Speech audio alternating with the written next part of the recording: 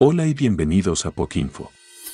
Vamos a hacer una recopilación de los hechos en Bucha, Ucrania y veremos las conclusiones a las que llegó Scott Ritter, marín retirado de los Estados Unidos, especialista en armas nucleares, exinspector de Naciones Unidas en la Unión Soviética, formó parte también de la misión de la ONU para garantizar el desarme del régimen de Saddam Hussein exigido tras la Primera Guerra del Golfo en 1991. Twitter suspendió su cuenta ya que esas conclusiones son opuestas a las que manejan los grandes medios occidentales que favorecen a la OTAN y a Estados Unidos. A última hora de la tarde del sábado, 2 de abril de 2022, comenzaron a llegar noticias de una masacre rusa de civiles ucranianos desde la ciudad de Bucha, en el noroeste del Oblast de Kiev. Según los informes iniciales, las fuerzas ucranianas, tras la retirada rusa de la ciudad, volvieron a tomar Bucha y descubrieron una serie de lugares de masacre, una fosa común y los cuerpos de civiles asesinados esparcidos por las calles. Las imágenes de los crímenes se publicaron ampliamente en los medios occidentales, lo que ilustra la naturaleza descarada y pública de lo que el artículo de Wikipedia denominó Masacre de Bucha, publicado pocas horas después del primer informe del incidente. Louise Callahan escribió en The Times, en un artículo publicado a las 10 p.m. del 2 de abril, donde decía que Anatoly Fedoruk, alcalde de Bucha, había informado de una fosa común en la ciudad que contenía casi 300 cuerpos y que había visto al menos 22 cuerpos tirados en las calles. Esta versión de la masacre se convertiría en la narrativa oficial de los medios occidentales, lo que le daría al presidente Biden otra oportunidad de llamar a Vladimir Putin un criminal de guerra. Sin embargo, en respuesta a esto, el Ministerio de Defensa ruso negó enérgicamente las acusaciones de los gobiernos ucraniano y occidental, afirmando que la evidencia de crímenes en Bucha apareció solo el cuarto día después de que el Servicio de Seguridad de Ucrania y representantes de los medios ucranianos llegaran a la ciudad.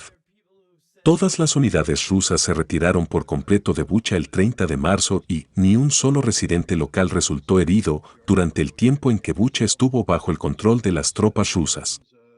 Se entiende que las primeras fuerzas ucranianas entraron en la ciudad en la noche del 30 de marzo y que la ciudad estaba en posesión de Ucrania en la mañana del jueves 31 de marzo. Así lo confirma la presencia de Daniel Bereulak, fotoperiodista de The New York Times, que acompañó a un destacamento del batallón Azov en una gira por Irpin y Bucha entre el 31 de marzo al 2 de abril.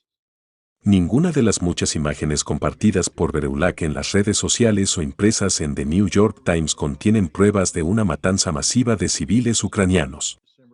Fue hasta la tarde del 1 de abril que Natalia Fedoruk, alcalde de Bucha, transmitió un mensaje de video desde el ayuntamiento de Bucha, denunciando a los rusos como orcos y anunciando la liberación de la ciudad. Su tono era alegre y triunfante y no mencionó una masacre. El mismo día, la representante de la autoridad local, Ekaterina Ukraintsieva, anunció en la página de Bucha Live Telegram que habría una limpieza de la ciudad el 2 de abril. Esto, explicó, sería un barrido de la ciudad y sus alrededores por parte de la unidad Safari de las Fuerzas Especiales de la Policía Nacional y el batallón Azov, y que los residentes debían permanecer en sus refugios y mantenerse alejados de las calles. Este barrido de la ciudad se informó en el sitio web pro-uelv.ua el 2 de abril de 2022 y describe el propósito de la operación como un barrido para limpiar la ciudad de saboteadores y cómplices rusos. Dado que el ejército ruso había desalojado la ciudad, estos saboteadores y cómplices debían ser ciudadanos ucranianos identificados como colaboradores y simpatizantes. Se puede suponer con seguridad que esta operación se trataba de represalias. No se sabe si este barrido descubrió a esas personas y, de ser así, dónde están ahora, y no fue hasta que se completó esta operación de limpieza que los medios de comunicación ucranianos e internacionales informaron sobre una masacre en la noche del 2 de abril. Habían pasado unas 72 horas entre la salida de las fuerzas rusas y la alarma sobre una matanza masiva de civiles. A pesar de que el alcalde y Ekaterina Ukraintsieva se comunicaron con los residentes de la ciudad con mensajes online, ninguna persona dentro de la ciudad durante la ocupación rusa recurrió a sus redes sociales para denunciar una atrocidad. No hay imágenes, vídeos o mensajes de texto en redes sociales sobre una matanza masiva de civiles. También el 4 de abril, El usuario de Twitter, MI-28NM Night Hunter, compartió un diario en video producido por un joven de Bucha que había estado blogueando sobre eventos en la ciudad durante el conflicto. Este tuitero es ucraniano y se describe a sí mismo como pro-ucraniano e insiste en que los rusos no torturaron ni mataron a nadie durante la ocupación. Se sabe por las imágenes del dron del ejército ucraniano UAV subido a la cuenta de Telegram de News Ucrania. Página que durante la retirada rusa el 30 de marzo mostró a las fuerzas ucranianas bombardeado fuertemente la ciudad durante el día. El video muestra una serie de explosiones en áreas residenciales y es poco probable que este bombardeo no hubiera matado a un número significativo de civiles. Los gobiernos y los medios occidentales se han distanciado un poco de esta narrativa, se han apegado rígidamente a una versión de los hechos que describe los cuerpos en la calle como parte de una masacre. Esto simplemente no es el caso. Los civiles murieron durante los intensos combates de ese día. Fueron asesinados por fuego de ametralladoras rusas y también por proyectiles ucranianos. Luego, desde la noche del 2 de abril, hay evidencia de una verdadera masacre. Este crimen de guerra no fue evidente para el reportero gráfico de The New York Times, Daniel Bereulak, y tampoco lo supo el alcalde en Italia y Fedouro. Es un ultraje que solo apareció 3 días después de la retirada rusa y 1 hora después de que las fuerzas especiales de la Policía Nacional y el Batallón Azov hubieran completado su redada en la ciudad en busca de saboteadores y cómplices de los rusos. El exinspector de armas de la ONU y agente de inteligencia estadounidense Scott Ritter fue suspendido de Twitter por llegar a la siguiente conclusión. La masacre en Bucha fue a manos de militares ucranianos y no de los rusos. Los militares rusos estuvieron en Bucha durante unas semanas y aseguraron tener buenas relaciones con la población local, con la que organizaron el trueque de su ración de comida seca por víveres frescos. Todos los habitantes de Bucha que se relacionaron de ese modo con los militares rusos fueron llamados colaboracionistas, y cuando las tropas de Moscú se retiraron el 30 de marzo, la Policía Nacional Ucraniana publicó un anuncio el 1 de abril en el que advirtieron que liquidarían a esas personas. Los policías ucranianos, concretamente el destacamento Azov, anuncian con orgullo que van a un safari para limpiar a los colaboracionistas prorrusos.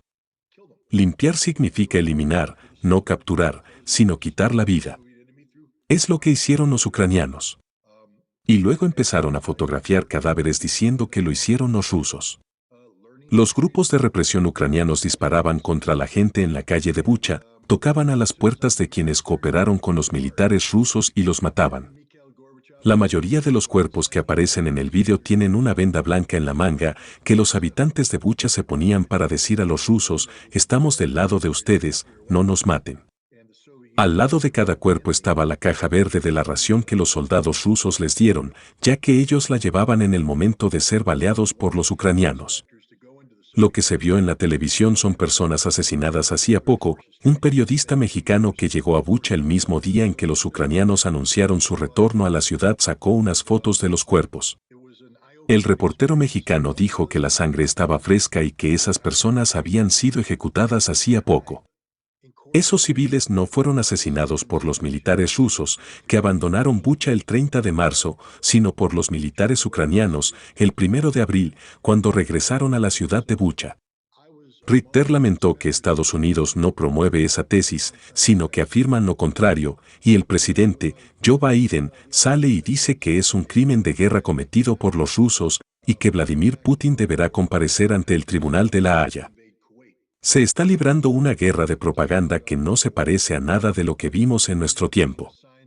Lo anterior es un resumen de lo que el analista militar estadounidense y exinspector de la ONU en Irak ha mencionado y le ha costado la censura en redes sociales.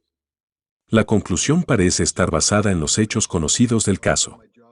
Alguien ciertamente mató a estas personas y podemos descartar con seguridad a los rusos. Las fuerzas rusas habían abandonado Bucha 3 días antes de que se descubriera esta masacre, lo que sugiere que los asesinatos se cometieron en algún momento de la tarde del 2 de abril, cuando la Policía Nacional y el Batallón Azov realizaban una redada en busca de saboteadores y cómplices. But when I left, when the war ended, I went back to the Marine Corps, and I was struggling with what my purpose as a Marine was anymore. Because I wasn't joking when I talked about being a child of the Cold War and joining the Marine Corps to kill Russians. Literally, that's what the Cold War was about. Hasta Being aquí la prepared to stand up información, to the Soviet esperamos threat. les sea de utilidad. And yet now I just spent the last 2 Suscríbanse y years. déjenos su like para que nuestro canal sea más conocido. And the Gracias Cold y War hasta was la over. próxima. There was no need for me to continue down this path. There was really, in the intelligence business, in the Cold War, the ultimate jobs were either with what was called the military liaison mission, operating out of Potsdam, East Germany, outside of Berlin, to spy on the Soviet group of forces in Germany. It was a very elite job, and that's what I wanted to do.